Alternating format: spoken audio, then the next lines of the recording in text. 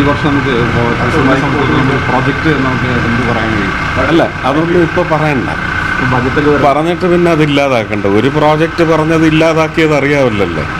അതിൻ്റെ രേഖയൊക്കെ ഞാൻ തരാം, ഫോറൻസിക്. പക്ഷേ അതിന് പകരം ഇപ്പോൾ അതിനേക്കാൾ വലിയൊരു പ്രോജക്റ്റ് എനിക്ക് അമിത്ഷാജി തന്നിട്ടുണ്ട്.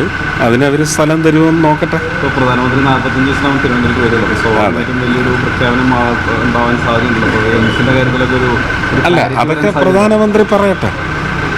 അത് പ്രധാനമന്ത്രി പറയട്ടെ. അദ്ദേഹം എയിംസ് പ്രഖ്യാപിക്കാനല്ലല്ലോ വരുന്നത്. തിരുവനന്തപുരം കോർപ്പറേഷനെ സംബന്ധിച്ച് സ്മാർട്ട് സിറ്റി എന്ന് പറയുന്ന അദ്ദേഹത്തിൻ്റെ സ്വപ്നം പൂർണ്ണമായി നടപ്പിലാക്കപ്പെട്ടിട്ടില്ല എന്നുണ്ടെങ്കിൽ അതിലേക്കുള്ള കാര്യങ്ങൾ പറയാനാണ് കോർപ്പറേഷനെ സംബന്ധിച്ചാണ് വരുന്നത്. ഇപ്പോഴത്തെ ബജറ്റിൽ നമുക്ക് തൃശ്ശൂരിന് മാത്രമേ എന്തെങ്കിലും വലിയൊരു പ്രതീക്ഷ വയ്ക്കാൻ പറ്റും. ഞാൻ പറഞ്ഞില്ലേ, കേരളത്തിൽ എയിംസ് വന്നിരിക്കും. കേരളത്തിൽ എയിംസ് വരുമെന്നുള്ളത് അത് അതിൻ്റെ ഒരു എന്താണ് ഓർഗാനിക്കായിട്ട് വരുന്നത് തന്നെ. അത് ആരുടെയും കഴിവും മികവും കൊണ്ടല്ല. ഓർഗാനിക്കായിട്ട് തന്നെ കേരളത്തിലേക്കൊരു എയിംസ് വരും. അതിനകത്ത് 2015 മുതലുള്ള നിലപാട് ഞാൻ പറഞ്ഞിട്ടുണ്ട്. ആ നിലപാടിൽ ഇപ്പോഴും ഉറച്ചു നിൽക്കുന്നു. കേരളത്തിനാണ് ലഭിക്കേണ്ടത്.